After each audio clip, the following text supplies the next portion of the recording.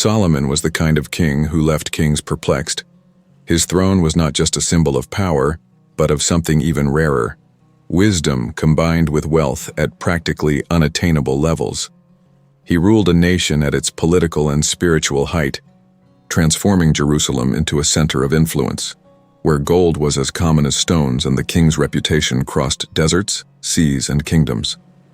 The biblical records of his fortune may sound like legends, but they are established facts of history that would challenge even today's greatest billionaires. But what was behind all his fortune? What disruptive financial strategies did he use that made him so rich that even today's billionaires can't match? If themes such as wisdom, power, and strategies that span millennia pique your interest, subscribe to the channel. Here, the Bible is not just a holy book. It is a historical and philosophical map that reveals how the past still shapes the present. Throughout history, few names simultaneously evoke wealth and strategic intelligence like Solomon. The Bible describes him as someone who asked for wisdom rather than material goods, and paradoxically, received both in immeasurable proportions. The greatness of his government lies not only in the reported miracles, but also in the often ignored economic details. His reign, estimated between the 1950s BC, coincided with a rare moment of stability in the Fertile Crescent. Egypt was in decline, Assyria faced instability, and Israel occupied a privileged geographic position for trade between three continents. This geopolitical context allowed Solomon to develop a complex network of alliances, tributes, and commercial expeditions.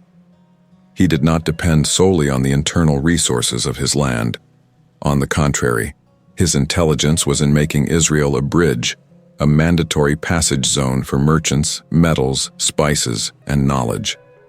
Jerusalem became a nerve center of economic exchange, where ships came loaded with gold, sandalwood, precious stones, and even exotic animals from regions such as East Africa and southern Arabia.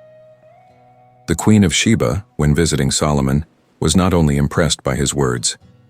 The biblical text is clear in highlighting that she was amazed at her court, the servants' costumes, the offerings in the temple, and the architecture of the palace. This was not just ostentation, but the portrait of an administration carefully designed to generate influence. The king's reputation as a wise man was also in a way an economic policy. It attracted alliances, guarantees of peace, and safe trade routes. In other words, Solomon understood that prestige was a currency as powerful as gold, perhaps more so. Their ships, built in partnership with the Phoenicians from the city of Tyre, explored routes that remain shrouded in mystery to this day. The land of Ophir, mentioned as a source of refined gold, has never been precisely located, which only increases the fascination with its commercial network. The amount of gold that reached the royal coffers annually, according to the Book of Kings, was 666 talents. This, in current weight, represents more than 20 tons of gold per year. But Solomon's true genius may not be in the sum, but in the way he structured the system. It wasn't just an accumulation of wealth. It was the creation of an economic ecosystem in which the king didn't need to invade territories, but rather make them want to trade with him. It was a model of silent influence, highly profitable and surprisingly sophisticated for its time.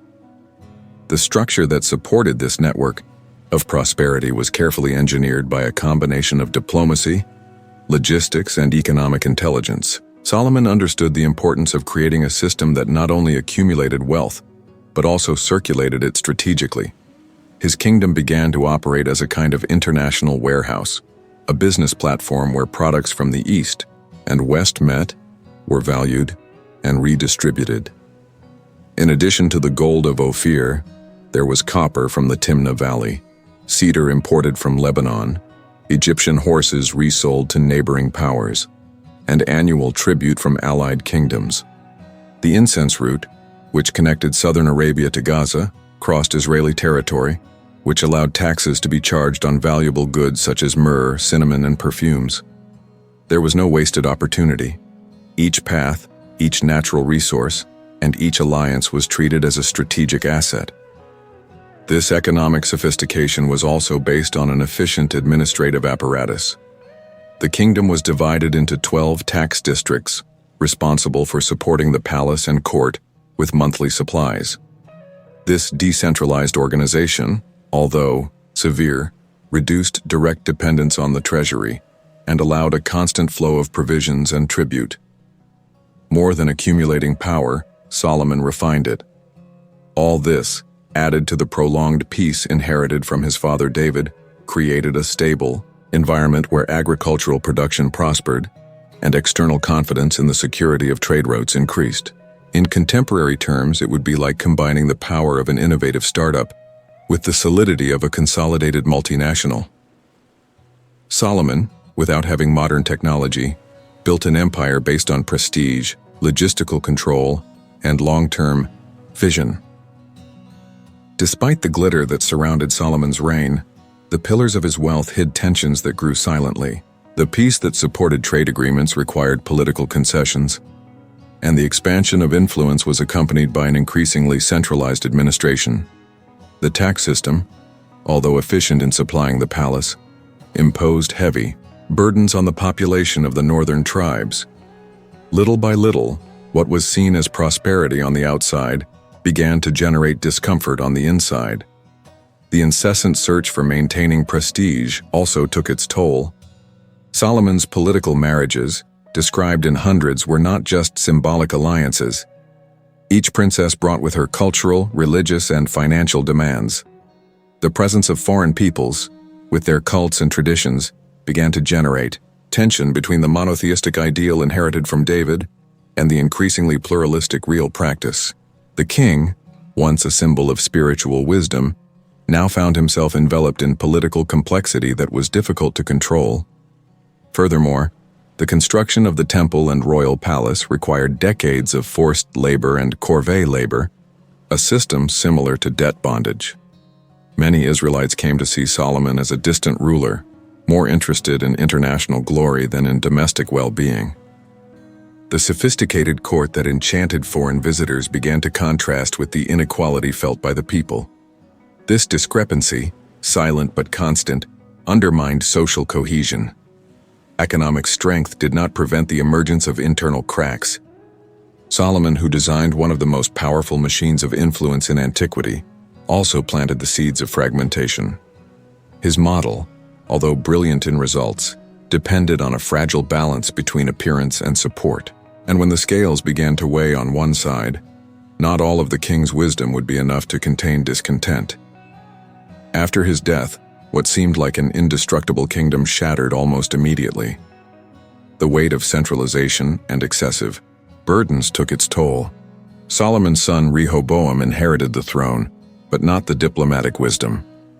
Ignoring the people's pleas for tax relief, he responded harshly, and in a single gesture precipitated the division of the kingdom into two parts, Israel in the north and Judah in the south. The empire built with sophistication, prestige, and influence collapsed due to its inability to maintain internal cohesion. This outcome shows that Solomon's wealth, although immense, was not protected against collapse. And when looking to compare his fortune with that of figures like Elon Musk, it is necessary to consider more than numbers. The king's estimated fortune, based on biblical descriptions, would exceed $2 trillion today, an impressive value capable of surpassing any contemporary billionaire. However, this comparison becomes superficial if we ignore the most determining factor: legacy. Elon Musk represents a type of wealth linked to technological disruption, calculated risk, and betting on the future. Its investments target space, artificial intelligence, and clean energy. Solomon, on the other hand, built his empire on human alliances, reputation, wisdom, and a deep sense of transcendence, even if, in the end, he deviated from part of that purpose. Both represent models of influence, but with different foundations. One focused on external expansion, the other on internal depth. And this is precisely what makes Solomon so fascinating to this day. In his last writings, especially in Ecclesiastes, he takes a mature and bitter look at everything he has achieved, declares that everything is vanity, a breath that passes.